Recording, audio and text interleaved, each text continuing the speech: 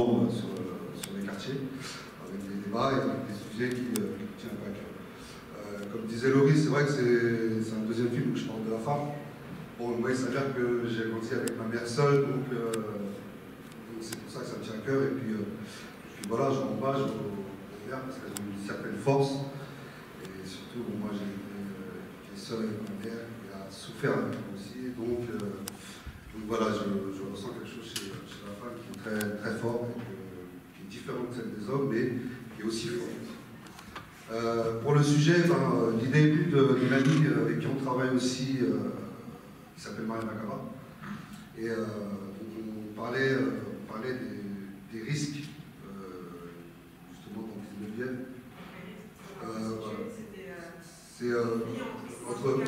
C'est des conflits entre jeunes. Voilà, des risques. C'est des conflits entre jeunes, entre quartiers qui se tirent dessus, qui se battent, pour un oui ou pour un non. Donc voilà, à partir de là, bon, c'est vrai qu'il y a eu un mouvement dans le 19e qui s'appelait la Marche des Mères, initiée par Cathy d'Action Réelle. Et donc voilà, donc à partir de là, j'ai commencé à écrire avec l'article sur ce sujet. Il s'avère que, comme tu disais, à l'intérieur, on parle de plusieurs problématiques.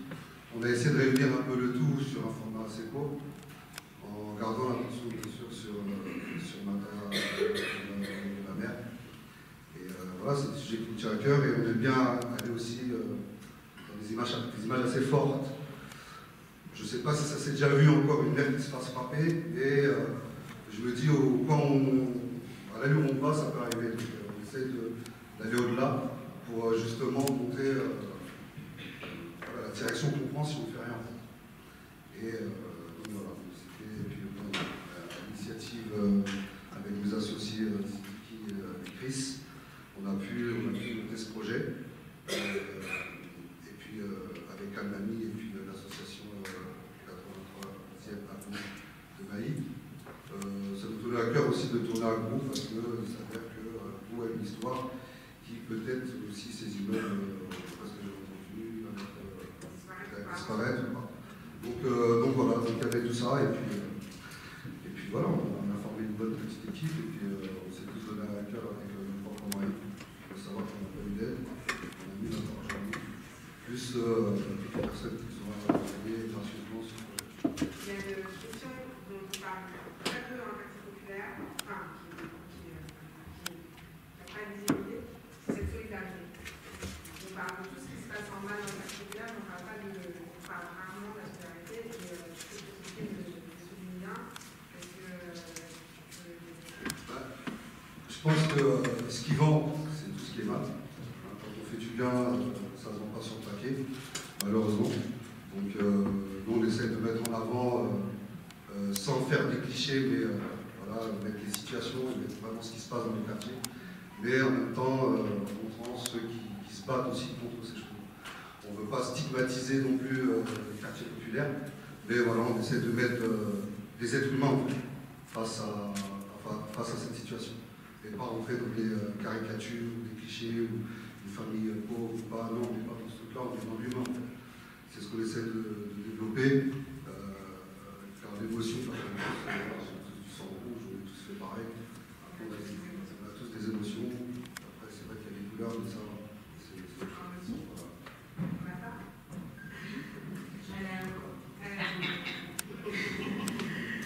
Vous tenez le rôle principal dans ce film. Quand Jeff vous contacte et vous en parle, quelle est votre réaction, votre aventure en tant qu'actrice sur ce film-là, sur vos projets, sur l'initiative? Est-ce que vous pouvez nous en parler? Oui, quand j'ai été contactée par Jeff, d'abord j'ai lu le scénario, souvent ça commence comme ça. Et quand je l'ai lu, j'ai trouvé génial que ce personnage soit une maman qui ne se laisse pas faire. Parce que l'attentisme ou la victimisation, je trouve que c'est toujours un peu compliqué de placer l'éclairage de ce côté-là, parce que je ne dis pas qu'il faut aller défoncer la gueule de tout le monde, attention, c'est parce que je suis en train de dire. Même si sur un tournage, c'est assez jouissif. Mais j'aimais bien cette façon de montrer une maman et des mamans qui luttent au quotidien et de montrer comment ce qui est macro-social, parce que la drogue c'est un problème qui est au-dessus et au-delà de chaque famille, comment un problème comme ça, une famille, une maman, son entourage, cette solidarité de maman peut le faire reculer ou en tout cas faire prendre conscience. Et c'est vrai qu'à la lecture, j'aimais bien ce côté un peu musclé, ce côté presque un peu irrévérencieux de cette maman qui part prendre des cours de boxe et qui va un peu faire le rôle du bonhomme. Oui, on peut dire ça comme ça, parce qu'on a des ovaires. Ça nous limite, mais bon. Non, moi je trouve que non, ça ne nous limite pas. Moi je trouve que justement, il est temps, en plus on est en 2020, il faut qu'on avance là, il faut vraiment qu'on avance vite. Il est temps de se rendre compte que c'est main dans la main qu'on peut travailler, hommes et femmes. Il n'y a pas de grands hommes sans grandes femmes, il n'y a pas de grandes femmes sans un homme aussi. On est vraiment fait pour s'entraider. Voilà, on est complémentaires, exactement. Je m'adresse au méchant du film. Il s'appelle Daniel. Évidemment, quand on va à l'écran, tout de suite, on n'aime pas les méchants du film. Comment vous avez vécu ce rôle? Est-ce que c'est proche de votre réalité? Est-ce que vous connaissiez cette histoire? Et pareil, votre aventure quand Jeff vous a contacté. J'ai posé plusieurs questions en même temps, je suis désolée. En fait, déjà, c'était... on va parler de l'approche de Jeff. Quand il m'a parlé de jouer un type comme qui frappe les femmes, un peu nerveux et tout, je me suis dit, c'est bizarre parce que c'est pas moi, je suis tout calme, tout gentil, tout mignon. Et il fallait que je me mette dans la peau du personnage, j'avais des répétitions et tout, il fallait que je m'inspire de ce que j'avais déjà vu et tout. Donc oui, ça existe, c'est une réalité un peu, je suis pas comme ça, bien sûr, mais je connais beaucoup d'histoires comme ça, sur les quartiers, des jeunes qui s'embrouillent avec des femmes, le manque de respect, bref, les rixes entre quartiers, etc. Et il fallait que je m'inspire de quelque chose que j'avais déjà vu, mais qui n'était pas facile à faire, et je l'ai fait, et au final, j'aime bien frapper les femmes. Non, je plaisante. Non, j'ai bien aimé, mais j'aime. Ah, c'est bizarre, c'est bizarre. Mais c'est une bonne expérience. L'approche, en fait, c'était intéressant. Ouais, c'était vraiment intéressant. C'était ça la question. Ok, parfait. Est-ce qu'il y a d'autres personnes qui veulent intervenir sur l'aventure Je vais juste appeler Axel, parce que c'est vrai que je l'ai oublié. Mais Axel aussi joue le rôle du policier à l'intérieur du commissariat, s'il peut descendre nous rejoindre aussi, s'il vous plaît. Et on l'applaudit parce que...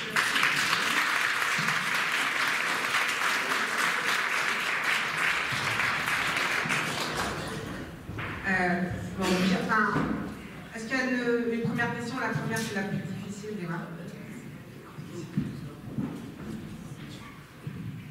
Bonsoir. Je voulais savoir, cette initiative, est-ce que vous avez l'intention de présenter dans les écoles, dans les primaires, les collèges et lycées, ce film? Nous, notre objectif, c'est d'essayer de faire des courts-métrages à débat. Donc oui, nous, on aime bien faire justement ce genre de débat dans les quartiers, et si on peut le présenter dans les écoles, pourquoi pas. L'idée, c'est de faire réagir. En faisant des débats, pour nous, c'est ce qui permet d'avancer, en fait, à répondre à des questions, des réponses, comment on peut avancer, comment on peut sortir de ces situations, trouver des solutions. Oui, parce que bon, les jeunes, aussi bien les jeunes que les adultes, parce qu'il n'y a pas que les jeunes qui fument, et c'est vrai de leur donner conscience de ce qui peut se passer quand on est addict à ça et qu'on n'a plus rien pour en acheter ou ça. Et la violence, ça peut provoquer justement par exemple, le dealer, celui qui vend, celui qui donne au dealer, par exemple, à frapper une femme, des gestes, si vous voulez, des fois, qui peuvent regretter. Mais ça se passe. C'est dommageable, mais bon. Mais voilà, nous on aime bien faire des sujets à débat. Et... Non, mais là, c'est très bien, franchement, j'ai beaucoup aimé. Hein. Merci. D'autres questions?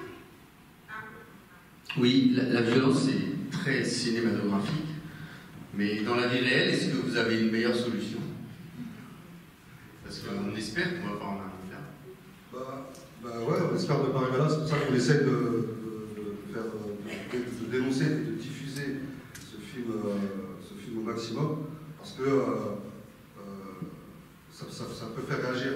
Même si sur 100 personnes, il y en a au moins 10 qui pourraient réagir chez lui quand il se retrouve tout seul. Moi, c'est comme ça que je réfléchis. Quand on se retrouve seul, c'est vrai que les mouvements de groupe font souvent effet de violence et on les prend individuellement. Ils sont, voilà, on arrive à discuter avec eux. Donc je me dis, si ça arrive à toucher 10 personnes, je pense que voilà, ça peut faire effet de neige et ça peut germer aussi. Pour l'instant, sachant qu'aujourd'hui l'image est beaucoup utilisée, on essaye de se servir de ça pour ensuite essayer de faire des débats et penser des choses. Je me permets, meilleure solution, je ne sais pas, mais je pense que les artistes, que ce soit les réalisateurs, les scénaristes, les acteurs, etc., notre devoir, c'est avec notre travail de faire prendre conscience et de soulever la discussion, la réflexion, le débat. Après, les solutions, c'est plutôt les gens des mairies, les gens du gouvernement qui peuvent avoir des solutions à ce genre de problème. Nous, on n'a pas la possibilité de donner des solutions.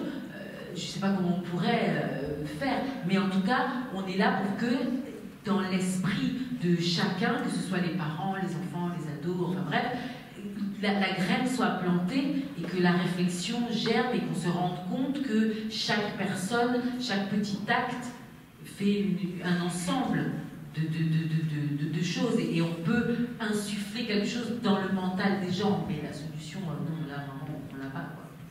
Donc, si j'entends une solution, ça.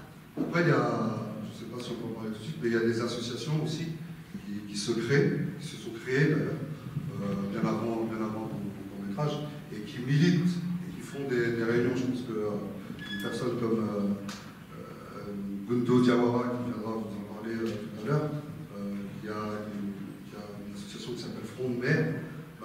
Voilà, c'est déjà une solution de réunir des maires, de trouver une solution pour justement sortir de ce genre de problématiques, de situations. Des risques, parce que c'est vrai qu'au départ, on parlait beaucoup de l'éducation des parents, mais je pense que ce n'est pas que l'éducation des parents, parce qu'il y a tout un système qui fait que les parents arrivent à être débordés. Parce que moi, mon équation, c'est que l'enfant, il va à l'école de 8h à 16h, et il rentre chez lui, il a ses parents, peut-être 19h ou 4 heures par jour, parce que la nuit il dort, il est censé dormir. Mais voilà, donc c'est pas si simple non plus d'éduquer pour une mère dans cette situation qui a rassemblé. On peut pas mettre la responsabilité que sur les parents, parce que finalement, entre l'éducation qu'on donne à l'enfant et ce qui se passe à l'extérieur, 70% de son temps, il est influencé ou pas, mais le parent n'est pas le seul vecteur qui forme un citoyen.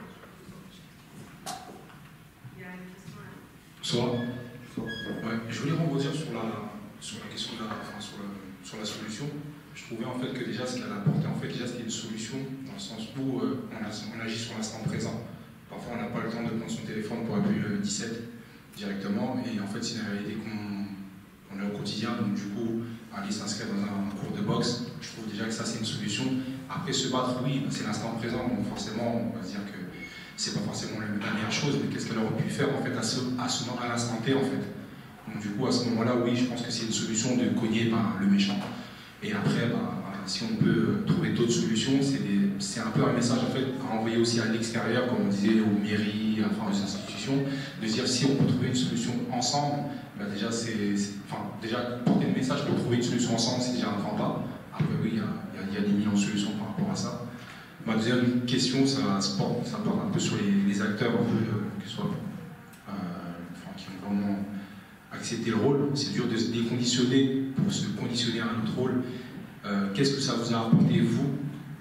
Qu'est-ce que ça vous a apporté, en fait, pour l'avenir? Parce qu'en fait, Est-ce que c'est pas un travail en fait de terrain que vous êtes en train de faire carrément pour vous-même avant un travail en fait pour les autres, quoi.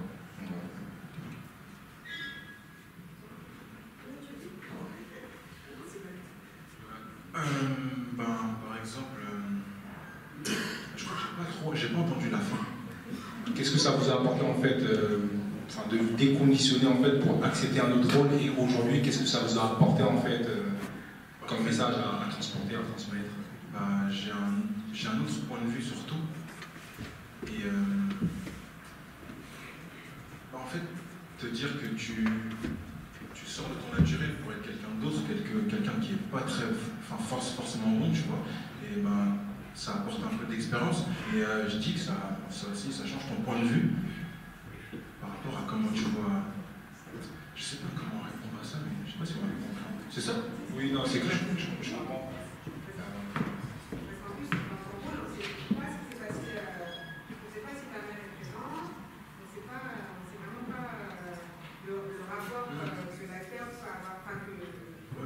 En gros, il fallait que je me crée une histoire et tout dans ma tête, il fallait que je sois fou.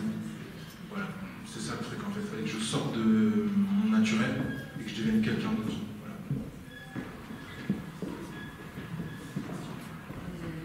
Oui,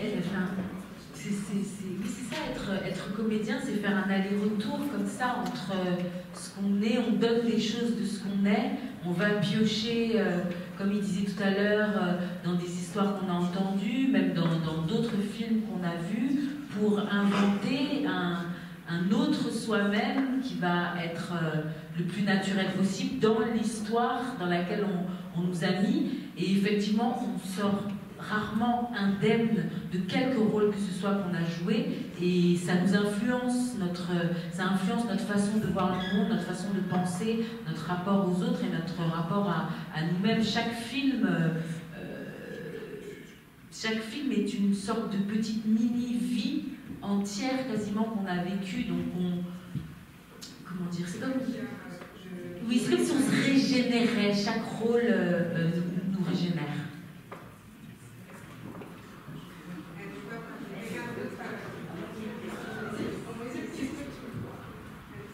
Alors, moi j'apparais 2 secondes, je suis figurant, je joue le rôle du mec qui vient chercher la drogue. Donc c'est sympa le rôle, très sympa. Donc comment j'ai été invité? J'ai été invité en fait par Albany, par le biais de Albany. C'est un grand nom de quartier, donc c'est comme ça que, même un ancien maintenant, pour ceux qui connaissent bien. Donc en gros, l'échange s'est fait comme ça, ils avaient besoin d'un figurant, j'y suis allé, je trouvais que c'était une bonne expérience, j'ai toujours voulu avoir une approche, mettre un petit pied dans le cinéma, donc je trouvais que c'était l'occasion. Puis j'ai rencontré Jeff, excellent réalisateur, très humain aussi, faut préciser. Et puis le thème est très important. Alors pour les anciens, même pas que pour les anciens, je pense pour ceux qui sont un peu cinéphiles, il y a eu Mathieu Kassovitz qui a fait un premier film sur la banlieue, La haine, et je trouve que c'est bien de perpétuer, d'apporter ces thèmes, parce que, comme je dis souvent, c'est le regard qu'on pose sur les choses. On a toujours, je sais plus qui c'est qu'a dit, on parle toujours des choses néfastes à propos de la banlieue, mais jamais des bonnes choses. On parle jamais des gens qui se lèvent le matin à 8h pour aller travailler, qui traversent toute la banlieue pour aller sur Paris. Ça, on n'en parle jamais. Comme on dit, l'arbre qui tombe fait plus de bruit que la forêt qui pousse. Donc je trouve que c'est bien. Il y a beaucoup d'aspects. Pour ceux qui ont bien étudié le court-métrage, il y a beaucoup de thèmes et beaucoup de couleurs qui sont abordées. Comme une maman qui se retrouve seule et qui doit affronter cette dure réalité du quotidien. Et je trouve que c'est un beau message pour la suite et pour l'avenir. Et je pense, Jeff, que tu devrais le diffuser dans les collèges. Vraiment. Voilà.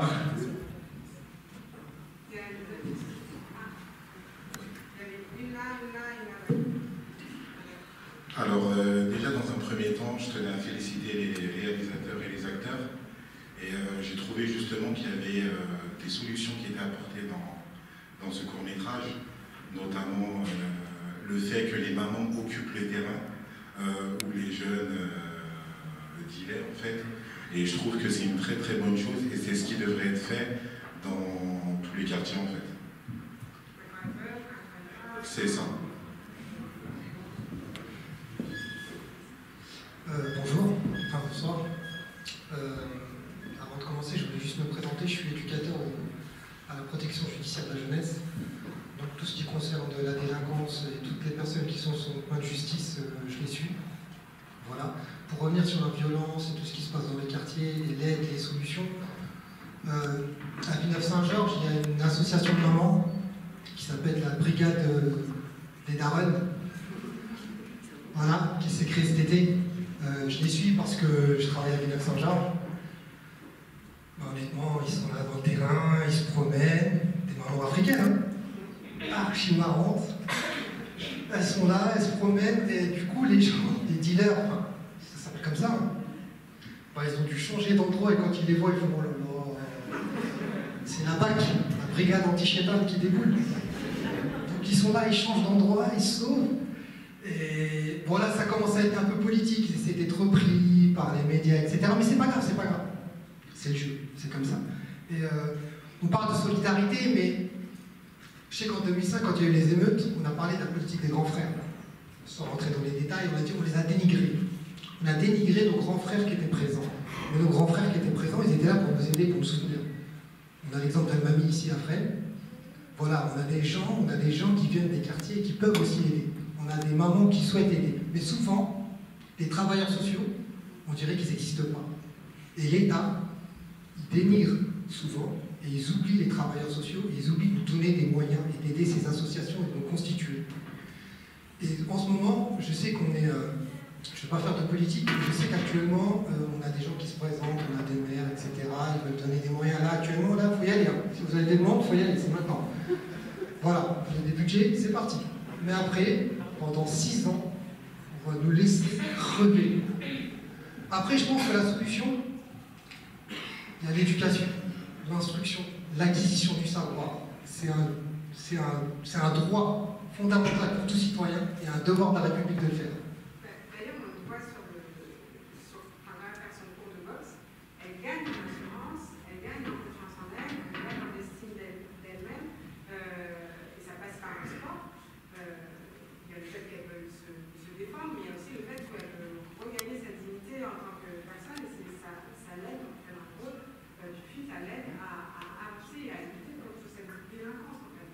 Et ça, c'est hyper important, enfin, je pense, de mon point de vue, de donner de l'estime de soi et de la confiance en soi pour pouvoir lutter contre ces niveaux.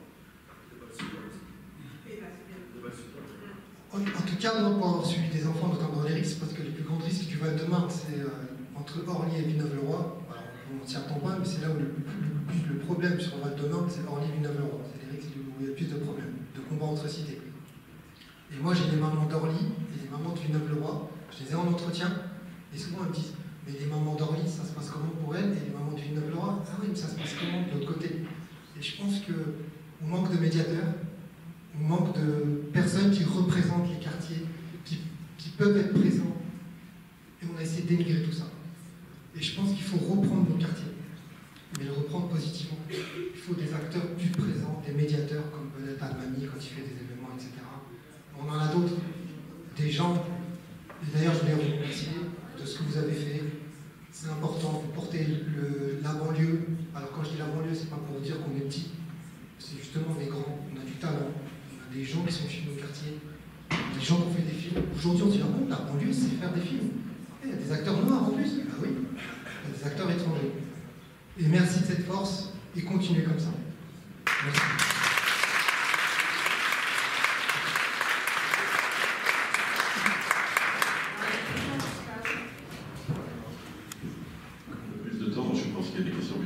serait permis aussi d'appuyer sur un certain nombre de choses que vous évoquiez ou simplement suggérées. C'est vrai que ce court-métrage, parce que c'est un court-métrage, à mon avis, amène le débat. Et c'est vrai qu'il y a un certain nombre de questions, ce qui n'est pas vous, en tant que réalisateur, en tant qu'artiste ou en tant que producteur, vous pouvez amener comme réponse. Mais c'est vrai que ça amène des questions.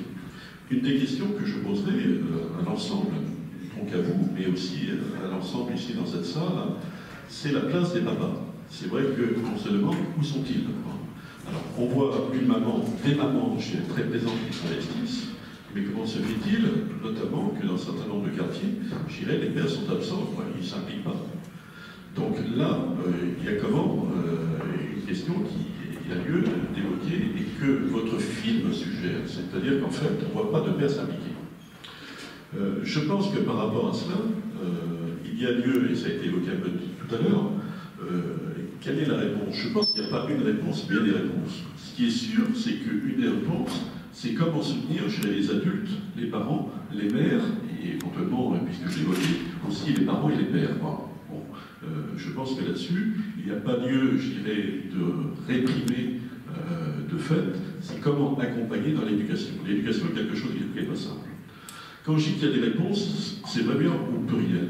Et notamment par rapport au quartier que vous citez, il y a eu quand même une personne, je le cite parce que je pense qu'elle a amené une réponse, c'est Madame Monique Postal, qui était éducatrice spécialisée, qui a amené, je dirais, une contribution justement par rapport aux familles, par rapport aux enfants, de leur faire voir, je dirais aussi en dehors de leur quartier, et de les aider notamment dans l'aide aux devoirs, puisque c'est des personnes qui faisaient cela. Aujourd'hui, cette personne, malheureusement, je dirais, elle est décédée parce qu'ainsi va la vie, mais il y a d'autres personnes qui prennent le relais, et je pense que ces réponses, pour appuyer, je dirais, les parents qui sont les premiers responsables de l'éducation, mais je dis bien pour appuyer, il y a lieu de laisser place avec, je dirais, une temporalité qui ne soit pas de 6 mois, mais de plusieurs années, auprès d'un certain nombre de travailleurs sociaux, notamment auprès d'éducateurs spécialisés, qui soient formés pour qu'ils puissent aussi tenir dans le temps. Je crois que par rapport à ce type d'action, il ne s'agit pas de faire une action ponctuelle de quelques mois, mais quelque chose qui dure, je dirais, de fait dans le temps et dans les années. Pas assez de moyens, techniquement, pour mettre le papa, parce qu'il n'y a pas le temps. Donc c'était juste pour ça, quoi. C'est que techniquement, si on aurait mis le rôle d'un papa dedans, ben, il aurait fallu encore développer. C'est plus un court-métrage. Ouais, c'est tout à fait ça. Et puis c'est vrai que, comme je le disais dès le départ, moi je n'ai pas grandi avec un père, donc j'aspirais un peu de mon histoire, entre guillemets. Quand je dis mon histoire, ma mère s'est pas battue. Et par rapport à la situation, parce qu'elle, voilà, comment elle voit les choses, comment j'ai pu la faire souffrir, par rapport à des comportements, comment elle s'est battue. Parce que moi, il y avait qu'elle pour me taper dessus et personne d'autre. Et c'est vrai que bon, moi, sur un court-métrage, déjà, comme disait mon collègue Sidiki, on est obligé de s'axer sur un personnage, un profil, pour capter toute une émotion. Donc voilà pourquoi aussi, maintenant, si on peut en faire un long, c'est bien qu'on pourrait donner des périphériques et développer plusieurs personnages, notamment des papas. C'est vrai que le seul homme qu'il y a dans le film, c'est le Océan. Ouais, qui est le modèle, parce qu'il y a d'autres hommes, mais qui pourraient être modèle. Il y avait une question là-haut. Bonsoir à tous et merci aux acteurs. Bref, j'ai essayé d'être concise. Au niveau des mamans, ce que j'ai beaucoup apprécié, c'est que je me suis reconnue lorsque j'étais petite, parce que j'ai vécu en cité. Et c'est vrai que ces mamans, elles avaient une certaine facilité à occuper l'espace.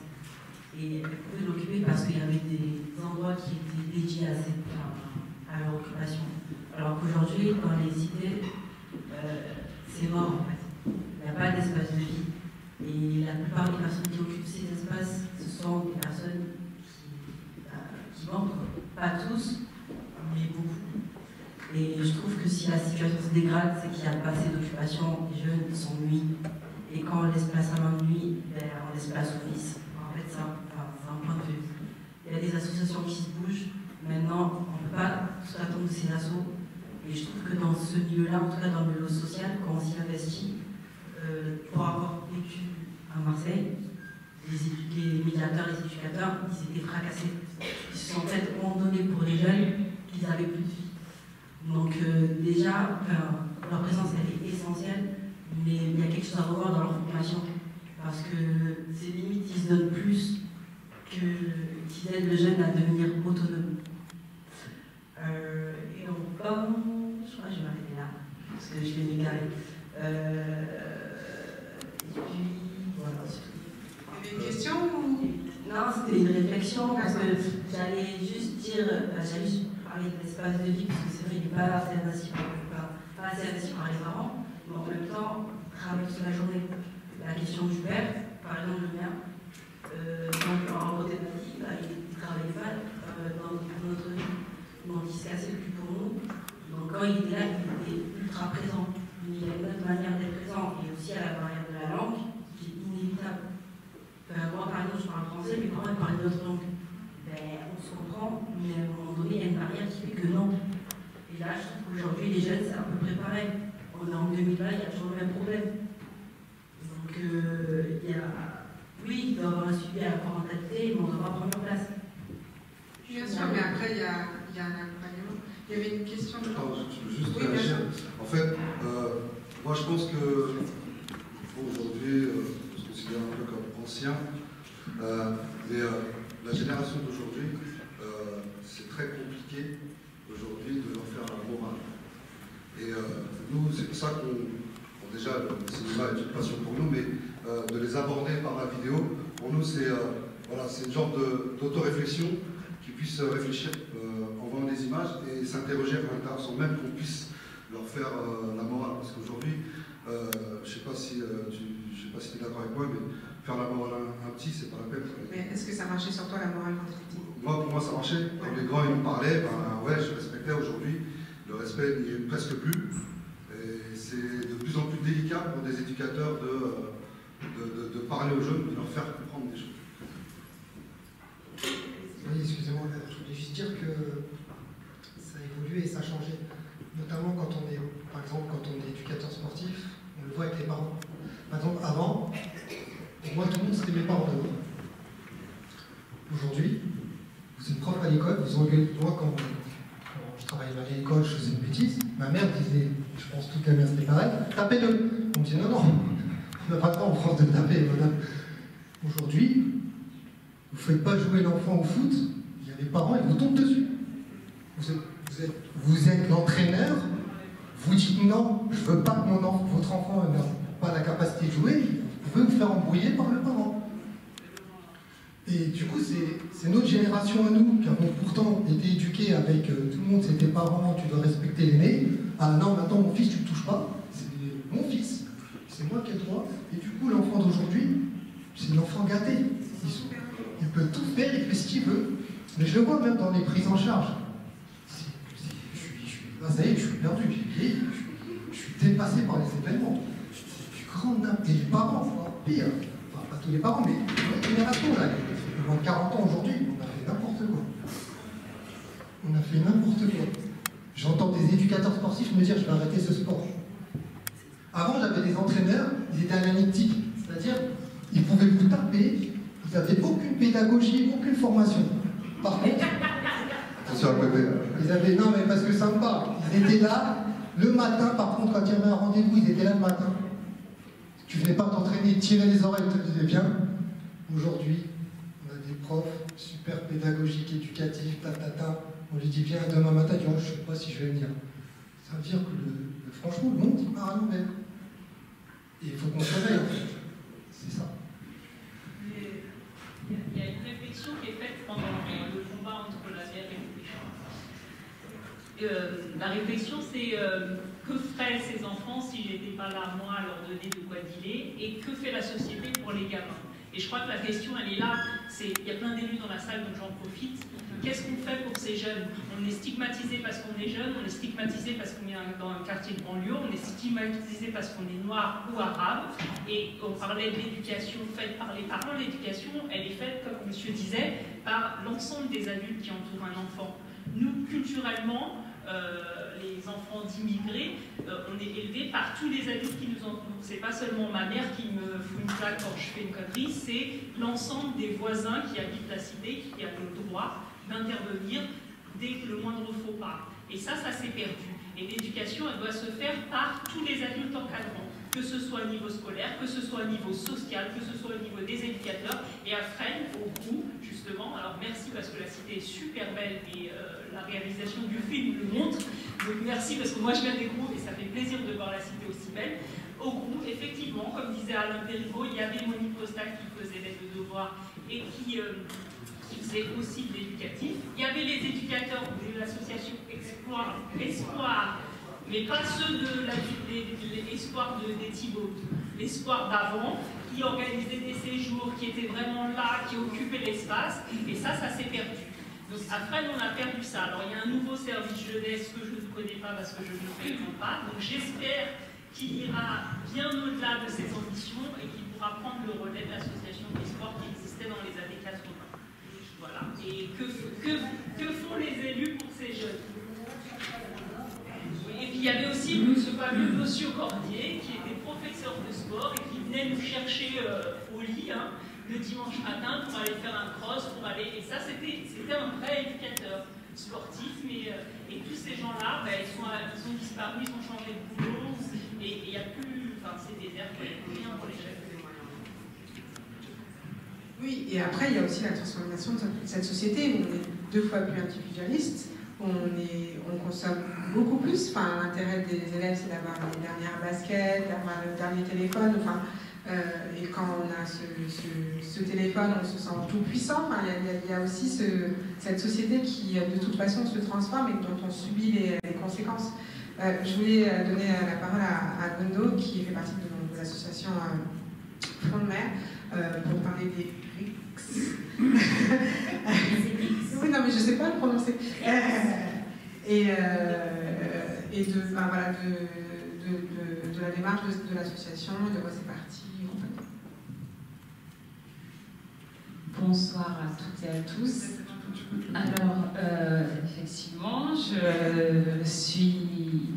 fais partie de l'association Front de Mer, merci. Et je suis également, moi, CPE, donc au quotidien. Je travaille dans un collège de Garges-les-Gonesse, dans le 95. Alors, j'ai entendu beaucoup de choses. Moi, justement, je ne voulais pas intervenir tout de suite parce que je voulais entendre un petit peu les réflexions de tout le monde. Déjà, tout ce qui est déclinisme, je suis partiellement d'accord. La société a changé, mais en fait, chaque génération a été pour les aînés, pour ses aînés, la pire. C'est-à-dire que ce discours-là, quand j'entends des personnes aujourd'hui qui ont 40-50 ans dire « nous, c'était pas comme ça, nous, on respectait les adultes », si on demandait à leurs aînés diraient « ah non, non, c'était la pire race qui pouvait exister ». Donc en fait, c'est pas vraiment on peut pas vraiment, à cette échelle-là, on peut pas avoir un recul suffisant pour dire qu'ils sont les pires. Moi, je travaille avec eux au quotidien, ils me font rire tous les jours, ils sont hyper créatifs. Enfin, il y a aussi plein de choses positives, en fait. Donc c'est dommage de ne voir que ce côté... Après, les RICS sont une réalité. Et nous, avec le Front de Mer, alors je vais juste présenter l'association très rapidement. Donc le Front de Mer, c'est un syndicat. C'est même pas une association, c'est un syndicat de parents d'élèves de quartiers populaires. Et donc, notre objectif, c'est de défendre les intérêts des jeunes de quartiers populaires, leurs intérêts spécifiques, parce qu'on estime qu'ils ne sont pas suffisamment défendus. Et depuis l'an dernier, on travaille sur la question des RICS avec pas mal d'associations, parce que ces RICS ne sont pas apparus cette année ou l'an dernier, elles existent depuis très très longtemps. Tout à l'heure, un intervenant parlait de la politique des grands frères, etc. Il y a beaucoup de choses qui ont été tentées, mais malheureusement, il y a des nouvelles formes en fait, qui se recréent à chaque fois. Par exemple, aujourd'hui, les gamins se donnent rendez-vous via Snap. Ils se donnent rendez-vous, ils se disent « Ok, on va à tel endroit » et puis on se tape dessus.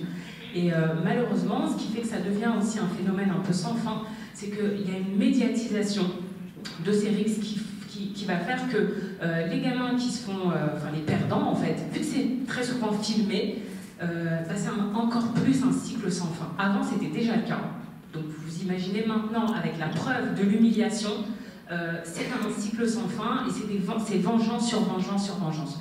Donc au niveau des actions, il faut savoir que malheureusement il n'y a pas suffisamment de moyens qui sont mis effectivement au niveau politique. Il n'y a pas de volonté politique en réalité de traiter ce problème.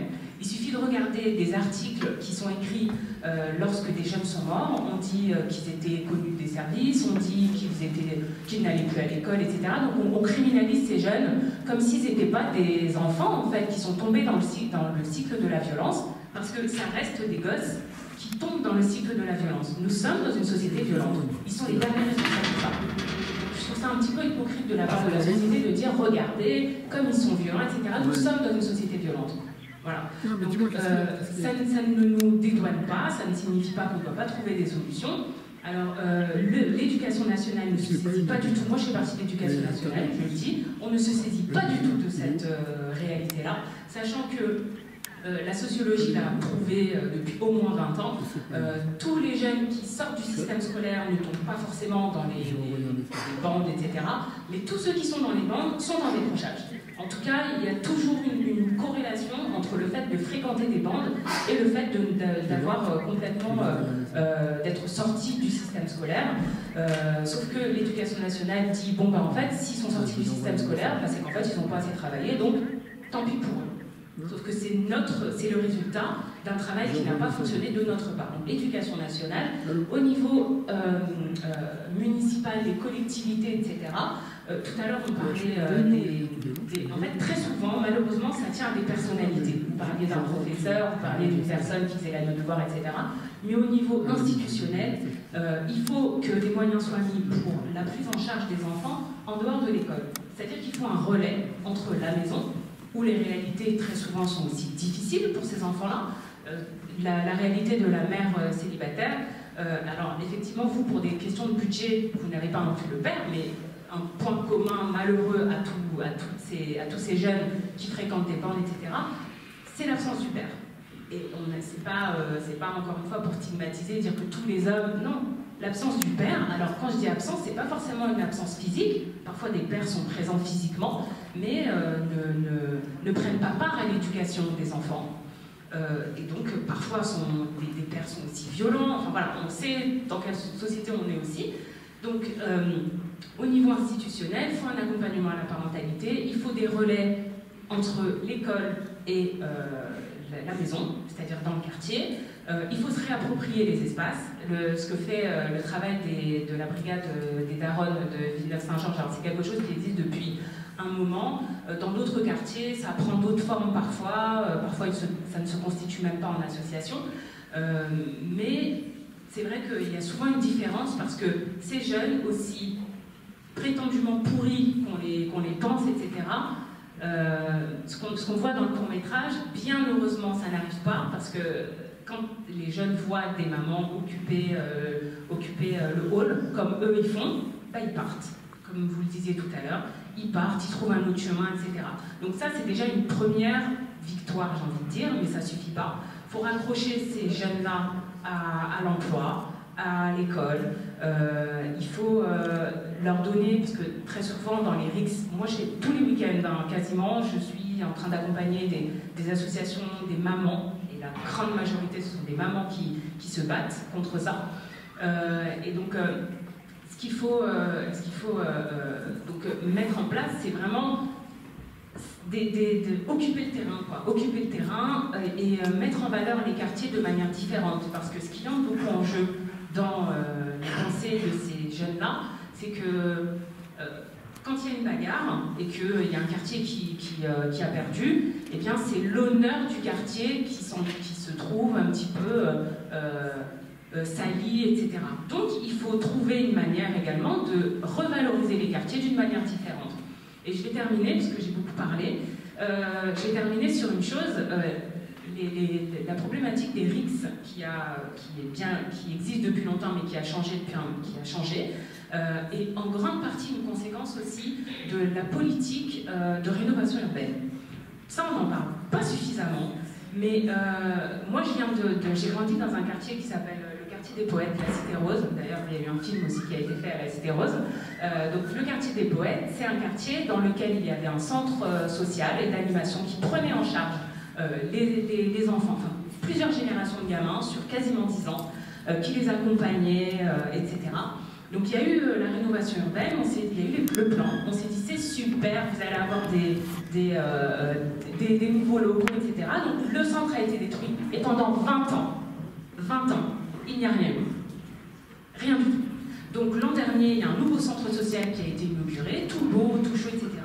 Mais on a plusieurs générations de gamins qui n'ont connu que l'errance dans le quartier, qui n'ont connu que le désœuvrement, et qui du coup forcément, moi j'ai interpellé le maire à ce sujet à plusieurs reprises, je lui ai dit, vous savez, votre centre tout beau là, ces jeunes-là ne vont pas l'occuper, parce qu'ils ne connaissent personne, et puis surtout, si plus tard ce centre est détruit, eh bien ils prendront part à tout ça parce que ça ne leur parle pas.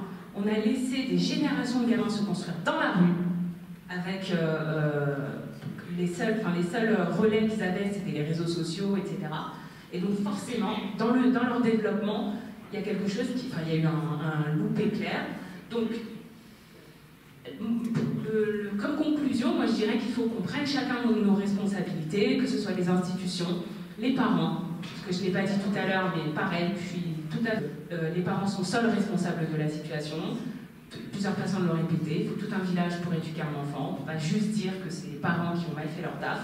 Et donc l'école, les parents, les institutions, les associations, et politiquement, s'il y a des élus, moi je ne suis pas de freine, mais vraiment entendez-le, il faut qu'au niveau des collectivités, on prenne en charge cette problématique, qu'on mette en place des actions pour se faire le relais de ces parents qui sont en difficulté et des travailleurs sociaux qui ne peuvent pas tout faire. Voilà.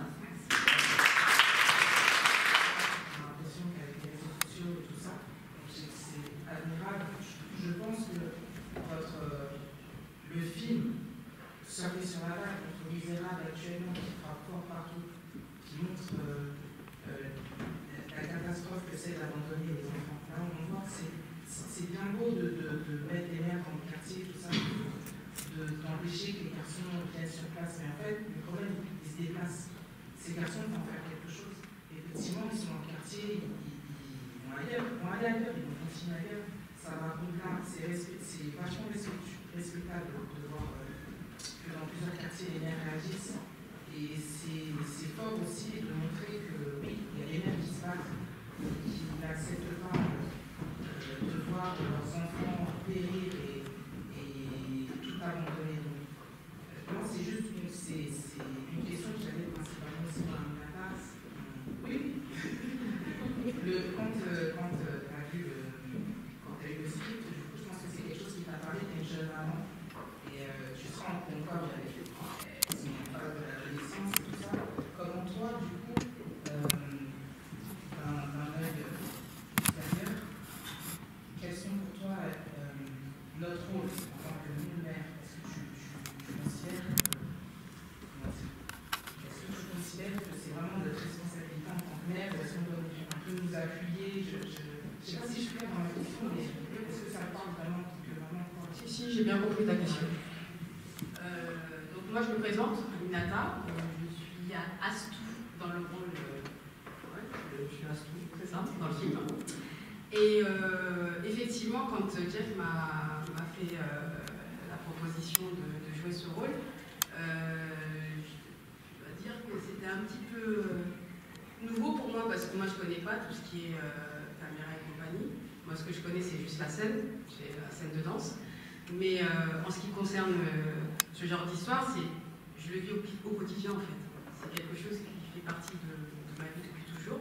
Donc voir des mamans au jour d'aujourd'hui défendre leurs petits bec et ongles pour pouvoir faire entendre de l'ordre dans le quartier, ouais, ça me parle beaucoup parce que c'est exactement ce que j'ai vécu. Effectivement, je suis maman de trois filles et tous les jours je me lève avec la peur qu'il arrive quelque chose à des enfants ou autre parce que je vis seule avec elles et que c'est pas évident parce qu'effectivement, à un moment, on parle encore de l'absence du papa et on n'a pas le choix, on est obligé de faire les guerrières, on est obligé, on n'a pas le choix de défendre nos petits au risque de nous perdre nous-mêmes. Mais est-ce que tu penses que c'est seulement en interne? C'est pas seulement en interne, c'est la responsabilité de tous. C'est la responsabilité de tout le monde. Et comme elle disait Karima tout à l'heure, on n'a pas qu'une seule maman en fait. On n'a pas qu'un seul parent en fait dans notre quartier. En fait, c'est comme un village. Tout le monde se connaît, tout le monde se côtoie. On grandit tous ensemble. On a vécu les mêmes choses, quasi les mêmes choses ensemble. Donc, quelque part, l'éducation, elle est avec tout le monde nous éduque en fait. On n'est pas éduqué uniquement quand on rentre chez nous, ça y est, c'est papa, maman biologique. Non, c'est pas pas seulement ça. C'est vraiment un tout. Tout le monde est concerné, tout le monde en fait partie, et quand ça ne va pas dans le quartier, et ben, ça punit, quoi. C'est pas obligé que qu'on soit puni par nos propres parents biologiques. C'est ça que je vais t'expliquer. Donc voilà.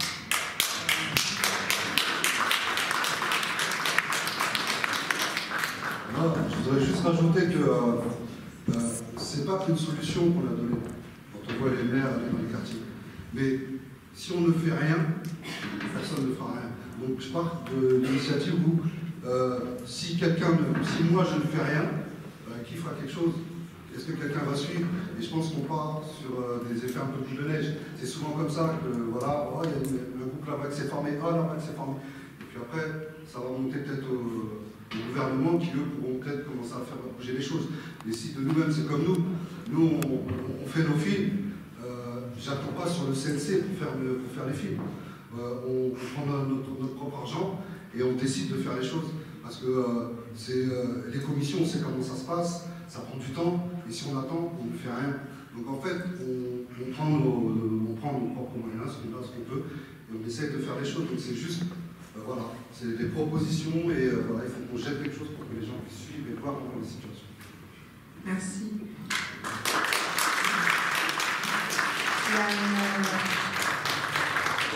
Oui, le monsieur en image. Oui, bonsoir tout le monde. Déjà, je vous remercie pour cette initiative. Voilà, moi je m'appelle Mamadou Dravé, j'ai grandi au Gros. Ça me parle vraiment ce que vous avez fait. Donc vraiment, merci beaucoup. Je voulais rappeler juste une chose, c'est qu'il y a des quartiers, notamment au Gros, ou d'autres quartiers à Orly, où il y a eu la chasse aux dealers. La chasse aux dealers qui a été faite par des grands frères à l'époque, parce qu'il y a eu des générations qui sont décédées à cause du ravage de l'héroïne. Donc il y a eu des grands frères qui ont pris le rôle entre guillemets de l'État pour chasser ceux qui vendaient de l'héroïne en bas de leur cité. Ça s'est passé aussi au Gros à une époque. Donc voilà, eux, il ne faut pas les oublier aussi. Après le film, très poignant, très court, mais vraiment poignant. Le rôle des mamans au top, vraiment. Après, je me posais une question, c'était si quand elle a fait ses courses, et si on ne lui avait pas remis le tract sur le cours de boxe, qu'est-ce qu'on aurait pu faire? Je ne sais pas, voilà, ça c'est la question. Et vraiment apprécier l'intervention de la CPE. Je ne me rappelle plus pendant son prénom. Bruno Diawara, du syndicat Fonds de Mer, qui vraiment a résumé tout, que ce soit l'État, les pouvoirs publics, les municipalités, les acteurs de terrain, les parents. On est tous responsables. Voilà, on est vraiment tous responsables. Et voilà, merci beaucoup. Et j'espère que vous allez, je sais pas, vous allez peut-être inscrire dans un festival ou non? Une autre question? On fait déjà le tour. On a fait pas mal de festivals, on a eu beaucoup de sélections et beaucoup aussi de prix. Je voulais juste revenir pour l'histoire du prospectus. En fait, on fait du cinéma, donc rien n'arrive sans rien. Donc on essaie de trouver aussi de la fiction. Mais voilà, dans la vie, rien n'arrive sans rien. Donc ça peut être un hasard, comme ça peut être, voilà, c'est écrit comme quoi que voilà, elle est tombée dessus. Donc on ne s'est pas vraiment posé la question de ouais, c'est bizarre, quel est le tract ou pas.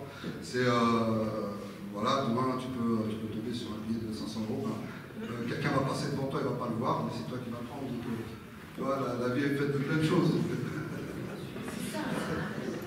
Je suis Marie-Chale Vallon, je suis la maire de cette ville et je suis très fière et très heureuse de vous accueillir ce soir, d'accueillir Élise et moi et toute votre équipe parce que vous avez fait un film magnifique, un film court mais extrêmement intense et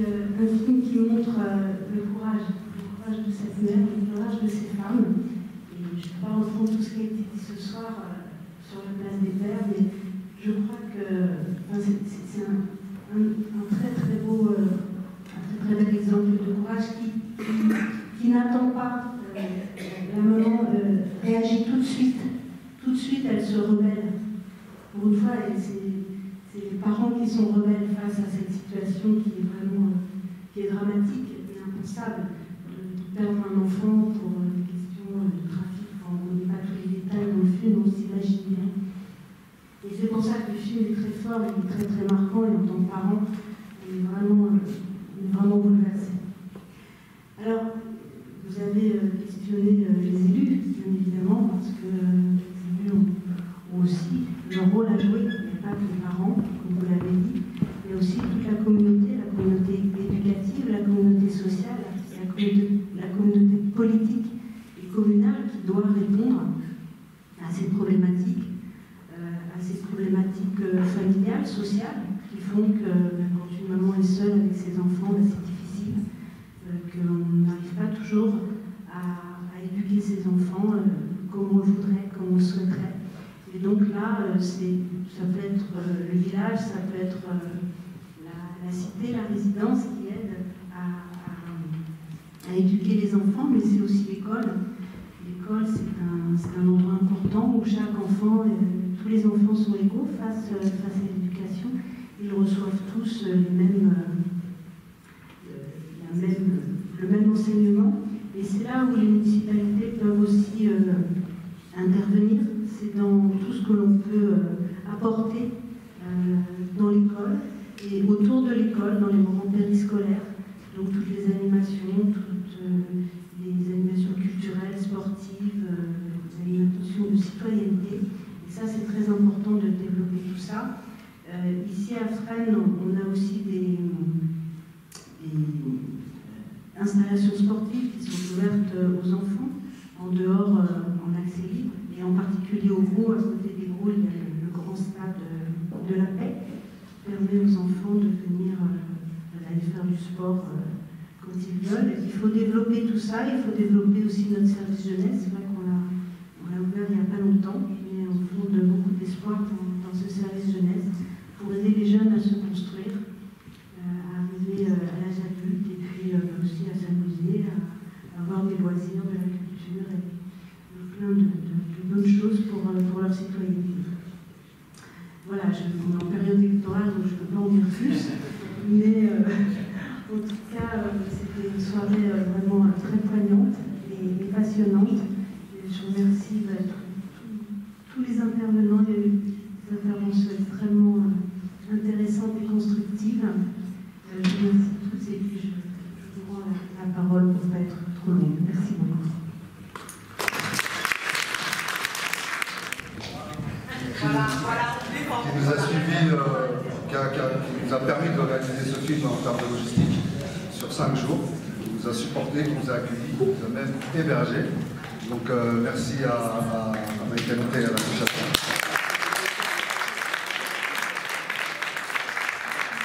Merci aussi aux citoyens de groupe, parce que des mamans sont venues nous faire du thé, sont venues nous donner des gâteaux, donc ça nous a mis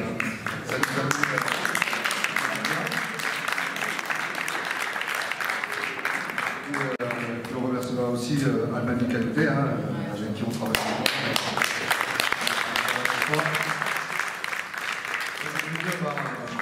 La municipalité ou la mairie qui nous a permis, avec les autorisations de tournage, pour réaliser ce film.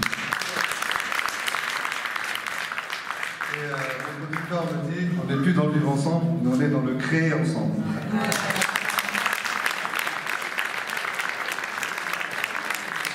Dans les remerciements, on dit toujours quelqu'un, donc on remercie tous ceux qu'on a oubliés. Disons-nous les choses avec M. Jeff et Mata par rapport à la projection débat de ce film de ce soir. Comment allez-vous? Bien. Ça va. Maman Lova. Le débat était riche. Très riche. On sait que ça fait plus d'1 an que ce film est en exploitation. Enfin, quel est votre bilan au bout de d'1 an d'exploitation de ce film, en tout cas par rapport à des projections débats et pas mal de festivals. Ouais, moins d'1 an en exploitation. Il est en exploitation depuis septembre 2019. 2019, d'accord. Ouais, et on a de très très très bons retours. Les gens réagissent beaucoup à cette femme qui se bat, et puis surtout aux thèmes abordés ou survolés dans le film, et ça fonctionne, et très content d'avoir fait ce film avec toute l'équipe, avec tous ces acteurs et avec ma femme qui nous suit depuis. Mata. Moi, je constate qu'à chaque fois, avant la projection, je dis « Oh non, j'ai pas envie de le revoir parce que ça, je vais regarder mes défauts, je vais ceci, cela. » Et en fait, à chaque fois, je me fais attraper par l'histoire.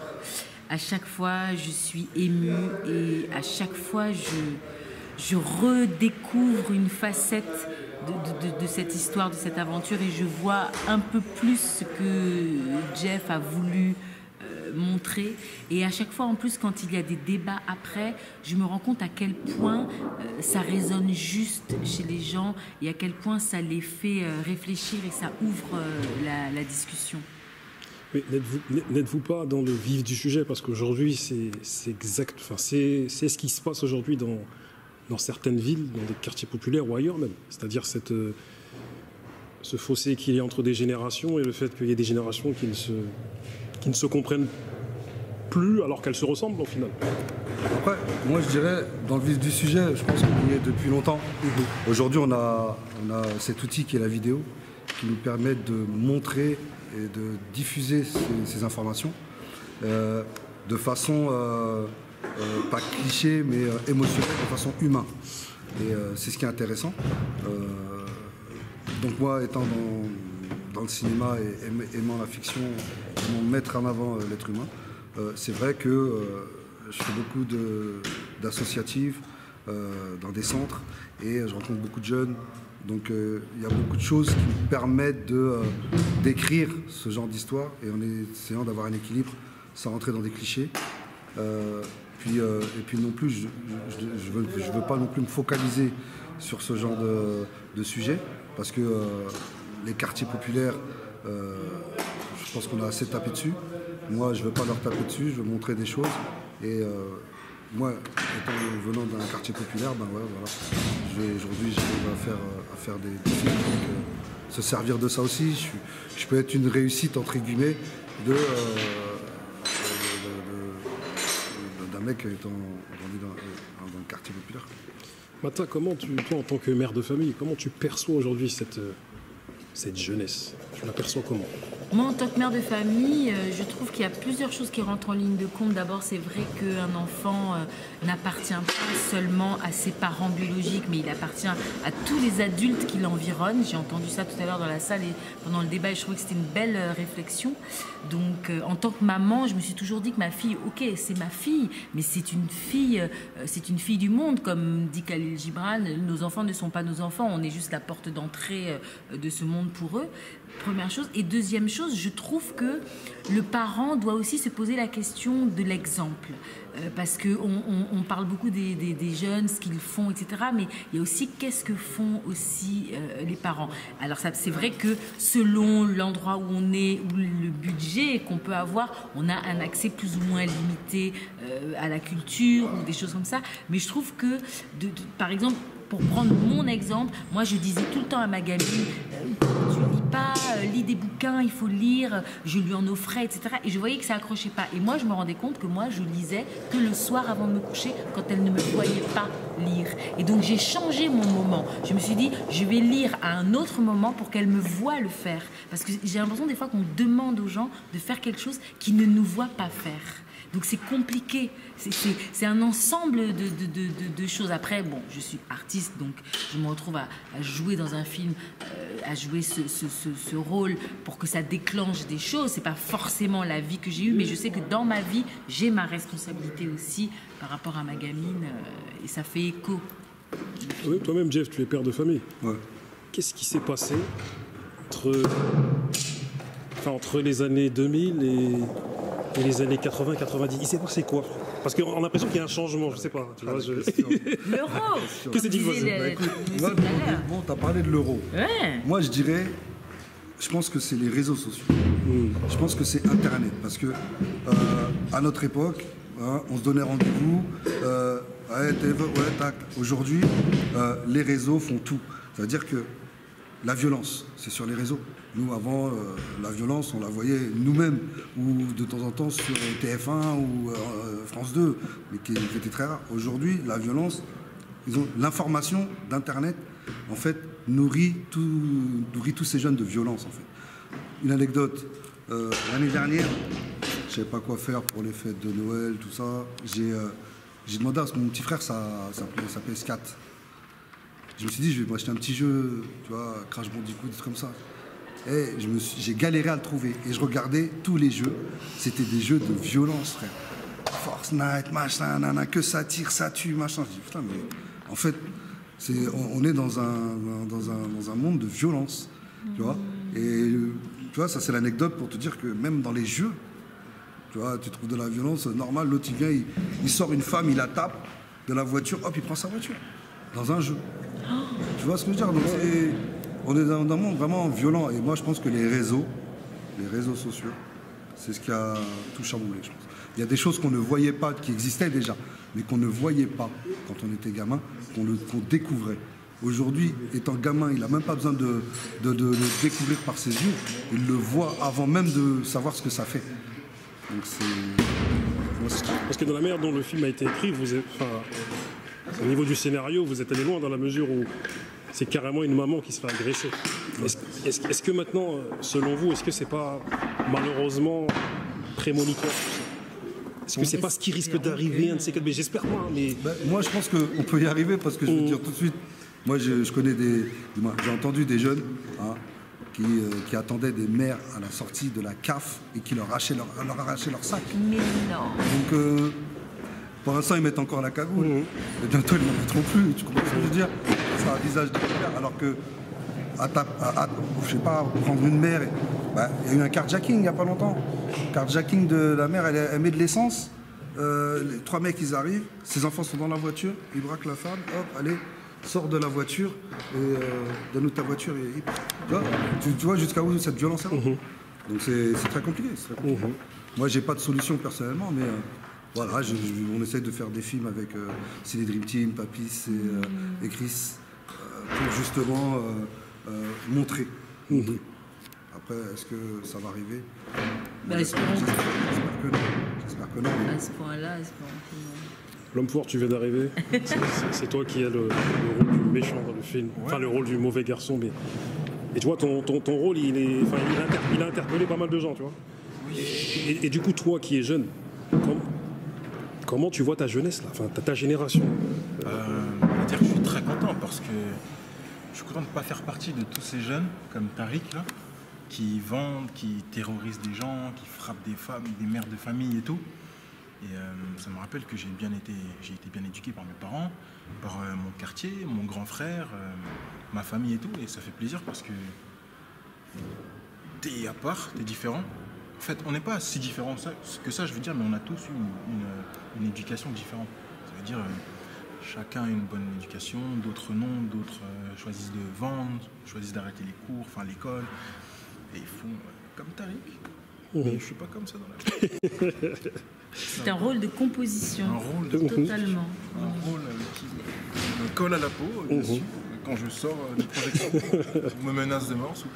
Les mamans ont envie de le taper. Ils m'ont dit, ouais, je t'ai détesté, j'ai envie de te frapper. Mais c'est ça. Je suis pas comme ça, mais vraiment. Je ne suis pas Tariq. Non, à 73, là, ouais, j'avais envie de te frapper. Pas dans la vraie vie, hein, mais j'avais envie de te frapper. C'est ça.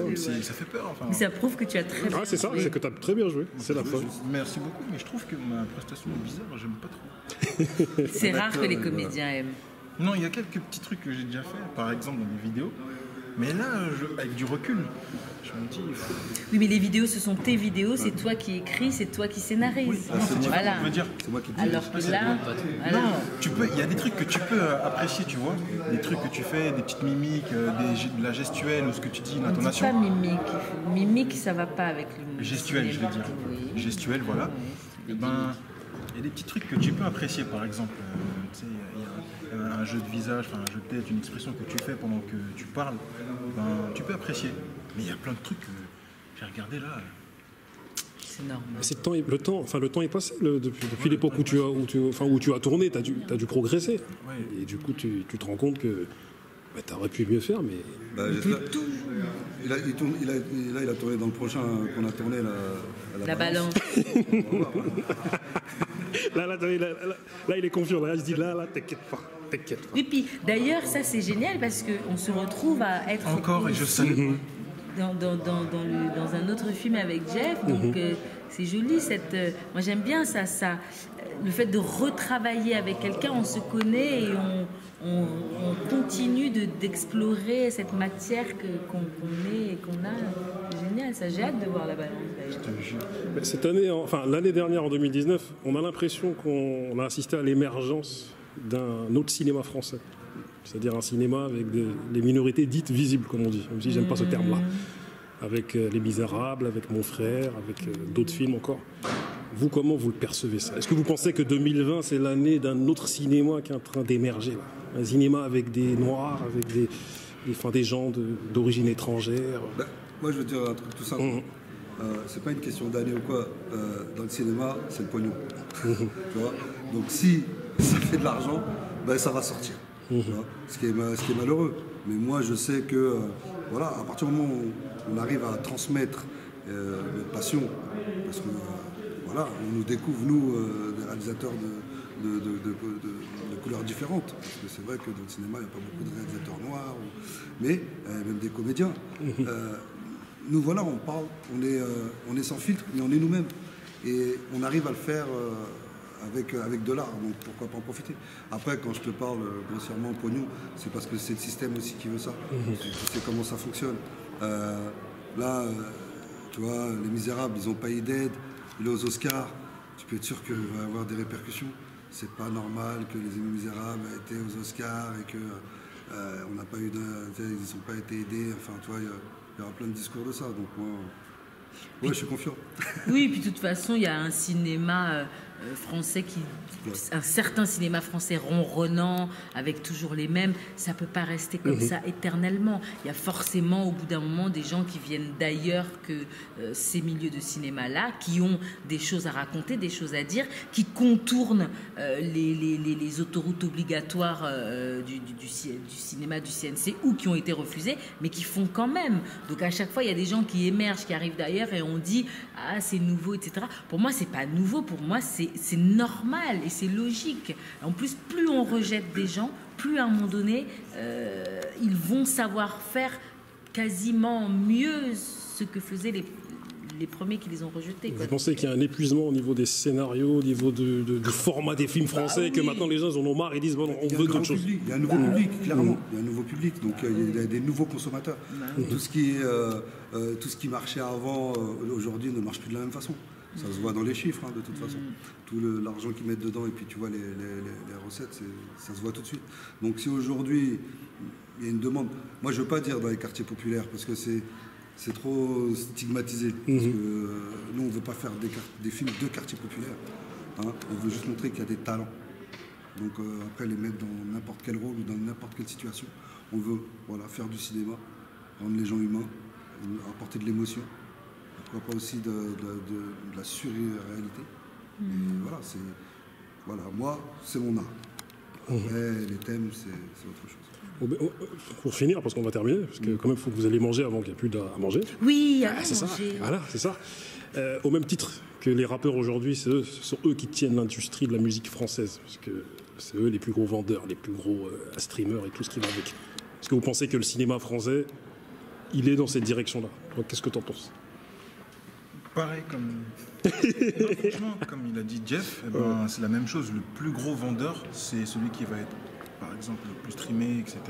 On va le voir partout. C'est comme au cinéma, un mec qui tape dans le mille, qui fait plein de ventes, plein d'entrées, forcément tu le verras toutes les années qui vont arriver, parce que ce mec il a vendu, comme au cinéma, et il a fait beaucoup d'entrées, donc du coup tu vas le voir partout. C'est comme ça, c'est comme... j'ai pas besoin de faire un dessin en fait, c'est aussi simple. Moi, je pense qu'aujourd'hui, ça va s'épuiser malheureusement. Mais tout ça parce qu'il y a l'arrivée des plateformes aussi. Les plateformes fait en sorte qu'on n'est pas obligé d'être bankable pour justement être diffusé. Donc je pense que là il faut qu'ils arrivent à trouver justement l'équilibre entre la diffusion cinématographique ou la diffusion sur les plateformes. Mais tout ce qui concerne ce qui est bankable, il y en aura toujours qu'ils auront encore un certain public. Mais je sais pas, moi je regarde plus la télé. Ça fait peut-être 6 ans. Voilà, et quand il m'arrive de regarder la télé, ben, je regarde des films sur des plateformes. Donc après, voir aussi comment va rebondir aussi les chaînes hertziennes, ce qu'ils vont proposer, il y a toutes ces choses-là. Mais je pense que voilà, on peut faire émerger plus d'artistes, d'acteurs et de comédiens que stigmatiser sur un qui va lui prendre tout le pouvoir pendant 5 ans. Pour finir, pour de vrai, quel message vous voulez transmettre un petit peu à ceux qui hésitent à se lancer dans le monde du cinéma? De ne pas hésiter, justement, de foncer. Il y aura toujours quelqu'un pour leur dire qu'il ne faut pas le faire, et s'ils ont envie de le faire, qu'ils y aillent. Qu'ils y aillent. Moi, je reprendrai une phrase de mon producteur qui n'arrête pas de sortir. Parce que pour moi, cette Mais d'ailleurs, il est à côté, j'aimerais bien voir monsieur. Bien présent, avec monsieur Chris. Ils vont me dire, c'est eux qui vont me dire le mot de la fin, ils vont me le dire. Je vais aller le voir. En fait, le vivre ensemble est devenu tellement commun qu'en fait, ce n'est pas le vivre ensemble, mais c'est le créer ensemble, construire ensemble qui nous permettra d'avancer. Ouais, il a raison. Ah oui, magnifique. Il a raison. Messieurs, le mot de la fin pour vous. Et le monsieur qui est là aussi, là, qui est derrière moi. Ika. T'as pas de boulanger dans le truc? Les boulangers, Non, mais c'est vrai, le mot de la fin, c'est ça. On n'est plus dans l'ère du vivre ensemble, on est dans le créer ensemble. C'est comme ça. Il faut créer ensemble. Donc là, il faut passer à l'acte, en fait. Ça, il faut passer Parce que vivre ensemble, en vérité, nous vivons ensemble depuis. Tout simplement, ouais. C'est de créer ensemble. Ce sont ceux qui ne vivent pas ensemble qui disent de vivre ensemble. En fait. Exactement. C'est ça en plus. Exactement. Donc voilà, le vrai choix maintenant, c'est de créer ensemble. C'est comme ça. L'homme fort. Mais ça sera le mot de la fin. Hein. Mister. Je dois rajouter quelque chose. Je t'en prie, quelque chose qui te vient, qui t'a inspiré, comme un artiste, comme un rappeur. Bah, par rapport à ce qu'il a dit et ce qu'ils ont dit, je pense que même là, en ce moment même, c'est le meilleur moment pour faire quelque chose. Parce que on vit une époque assez spéciale et ça aura plus d'importance, plus d'impact ce qui arrivera maintenant que ce qui arrivera après ou ce qu'il y a eu avant. Parce qu'on vit les choses là maintenant. Voilà. Merci à vous. Merci à vous. Merci.